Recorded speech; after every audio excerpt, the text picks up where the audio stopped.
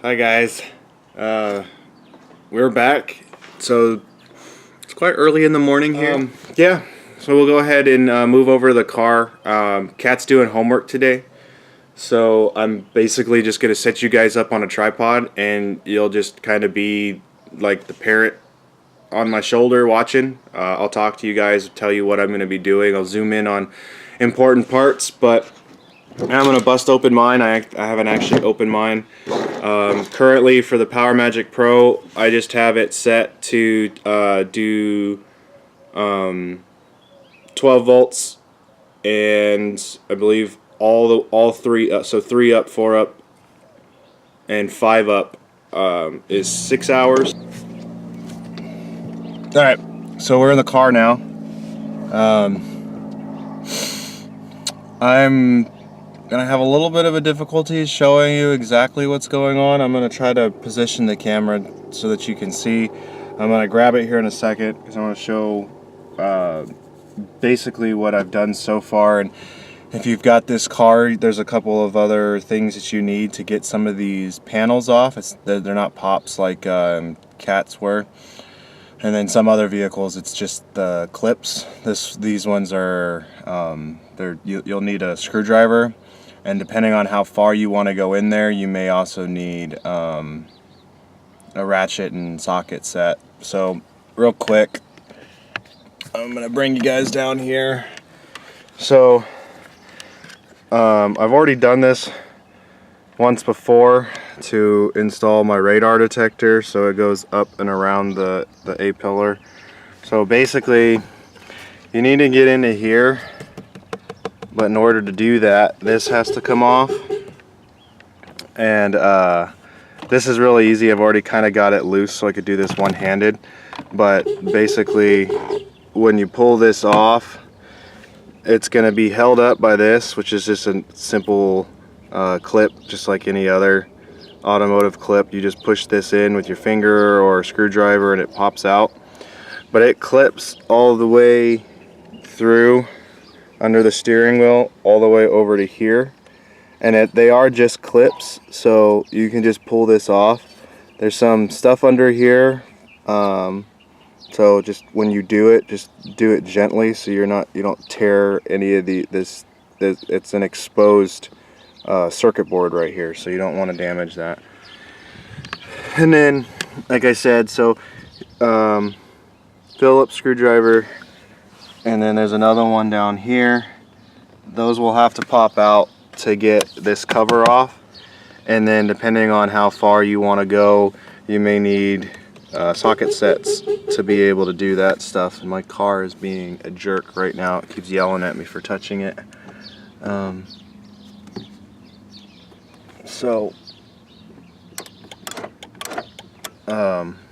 Yeah, so my plan will be basically to get this apart. I'm gonna put in the Power Magic Pro after I find constant and switching power. All right, so I found the two places I'm gonna put it. So I had a fuse tap already in there that I didn't actually use the tap yet. I did the calculations. The amperage from my Valentine 1 here and then the max amperage of the dash cams will not exceed the amperage that I already have tapped into. So I'm going to just basically going to cut the red wire that I have here. I'm going to cut that off, and I'm going to tap it into the tap that's already there. And so just real quick, so right there, I already had this pre-installed, and then the wire tap that I have going to it is basically just a wedge clamp right there. So this was free, and I had done that originally in case I needed to have power going to the accessories for a plug of, basically like another 12-volt source, in case I needed to plug an accessory in there. Like I've got my tablet here, and I was thinking about hardwiring it to that spot at one point, and I decided against it, so that way I could take the tablet off and put it away if I'm in a sketchy part of town or whatever. So it's kind of just been sitting there, and I figure, well, I might as well use it now since it the routing of everything just works. So I'm gonna go ahead and use it. So, okay, so Power Magic Pro, regular cable. Once it's together like that, they recommend you taping it up so it doesn't come loose from the vibrations of the car. So I'm gonna go ahead and do that now, since I'm not gonna need to undo this again. Oh yeah, my bike's up here.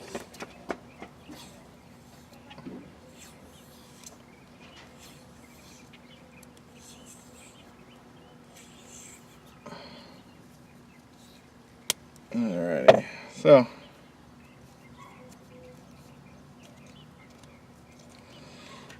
all nice and taped up.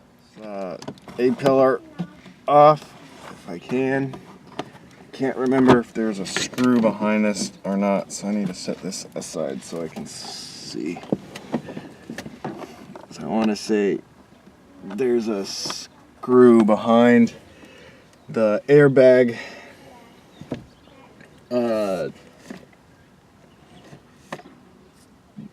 plate. So there's an airbag plate. I don't know if you guys can see that, but it says side curtain airbag. I want to say there's a screw behind that. So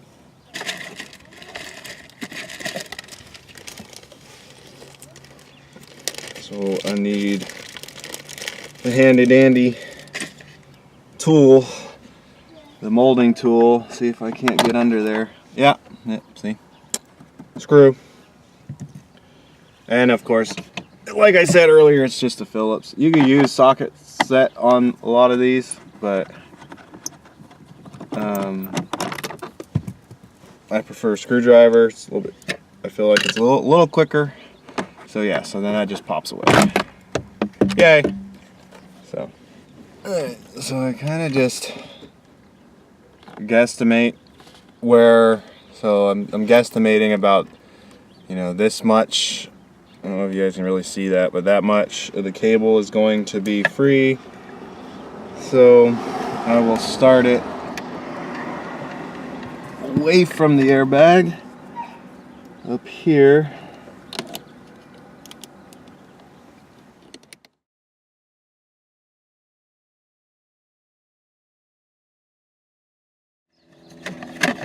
So here's the main camera. The way that this is installed, of course, is, you know, the lens itself needs to be centered on the car. So I'm gonna put it basically like right there. I don't know if you guys can see that. It's hard to do that. But here, let's do. So it's gonna be like right here. So I noticed this in the last install. The 90-degree angle is what connects to the front camera. However, they're really close together, so you kind of have to finagle this into the front camera. It's a really tight fit, so just when you're doing your cable management and stuff, kind of think of that ahead of time, knowing that you may end up having to use a little bit more cable one way or the other so that these will fit. Because if you make the cable completely tight, like taut, to where it's, you know, got no slack whatsoever, there's a good chance that you won't have enough room to finagle these two connections together. What I was saying, if you look here, you don't have a whole lot of room for both of those cables. So you need to give yourself a little bit of wiggle room to be able to get those cables hooked up in there. Push it behind the grabber for the airbag here, because when this airbag deploys, I don't want to get cable in my face. So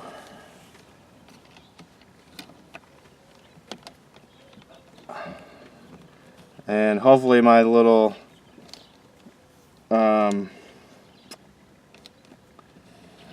lack of attention pays off, and that I don't have a ridiculous amount of cable hanging around, because I basically routed it twice.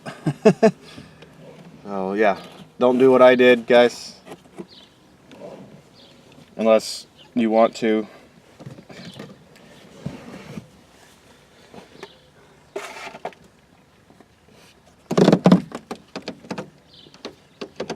Alright, so I'm just pulling the liner off back, or the liner back, and then I'm gonna pop this out, possibly. Oh, I need to get into the back seat to see how this.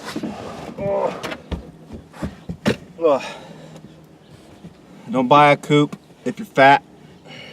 Just saying, because I'm fat. I have a hard time getting in. Huh? I'm not fat?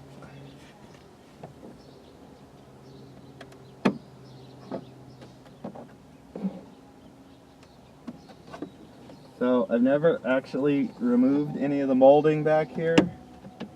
So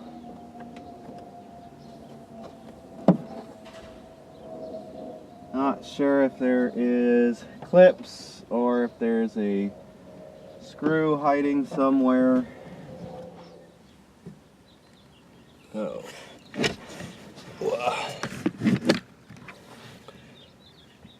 Hidden screw.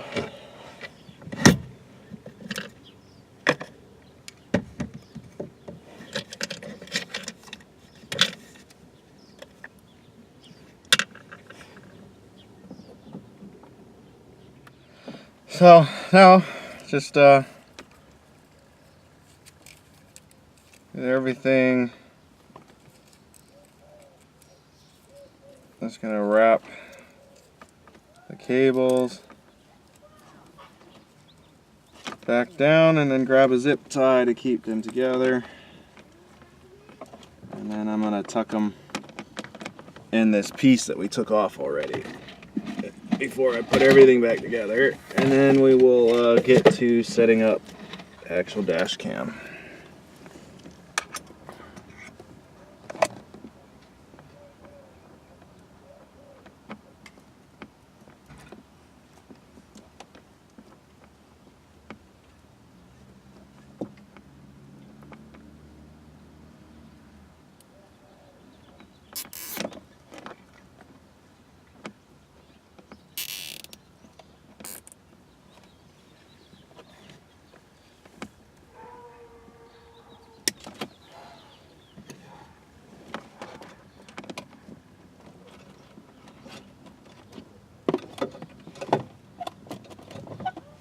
So, looks like a bird's nest.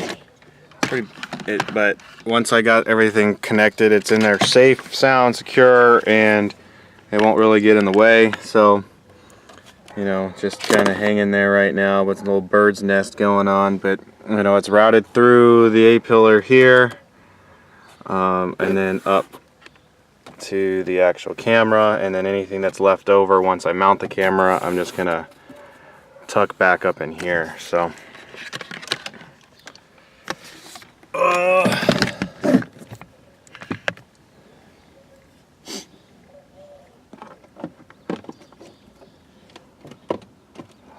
alright, so next up, reverse order. That's got to go on first because it's got those screws. So we'll tuck this aside so that way we can. Alright, so yeah, so it's back together down there. It's nice and accessible for me to turn it on and off. That panel's back on, so really the only thing left is to put the molding back down and then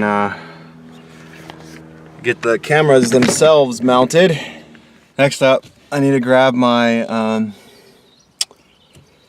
my phone, because the app allows you to live view these as long as you're within vicinity of the Wi-Fi range. So what I'm going to do is I'm going to hook it up through the Wi-Fi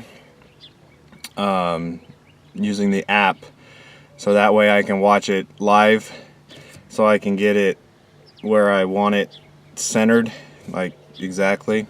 When you pull this apart, the Wi-Fi password is going to be written here. So you gotta actually pull this off to see the Wi-Fi password.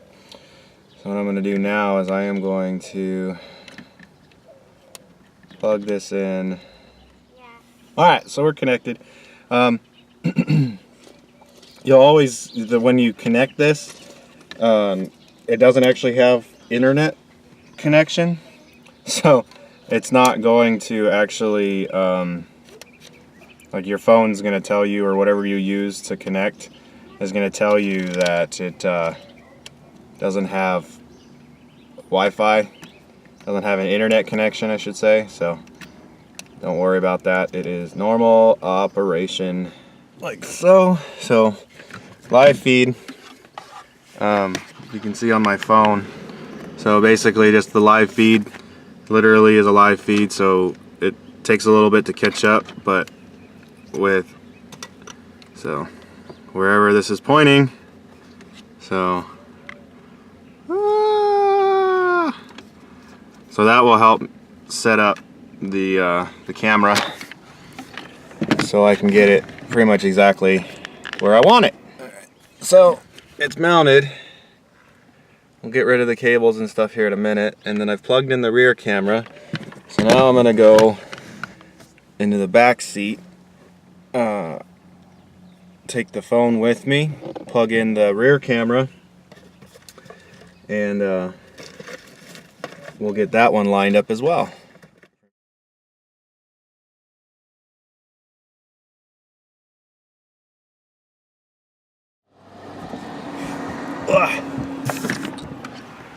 Yeah, so what I ended up doing, once I got the camera set up, I just used the little cable sticky ties that it came with, whatever you want to call those things.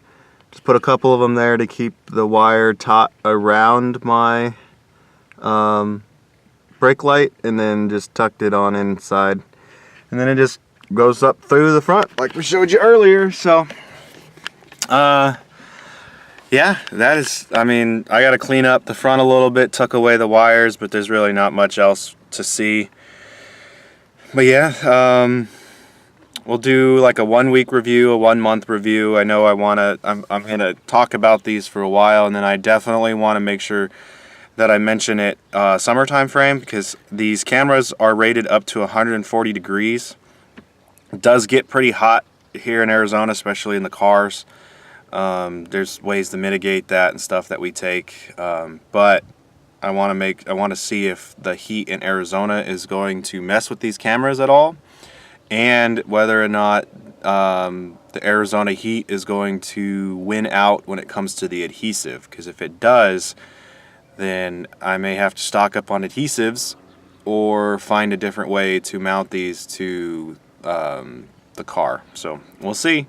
It's only March right now, so we got a while. But thanks for watching, guys. Hope it helped you a little bit. I know it was kind of a more of like a vlog type thing of me just talking at you guys, because I didn't have another camera person. Kat's got a paper that she's got to write for her degree, or one of her classes for her degree. So I'm out here by myself watching the kiddo make sure he doesn't run into any cars because he's riding his bike. So thanks for, like I said, thanks for watching again, guys. We'll catch you later. All right.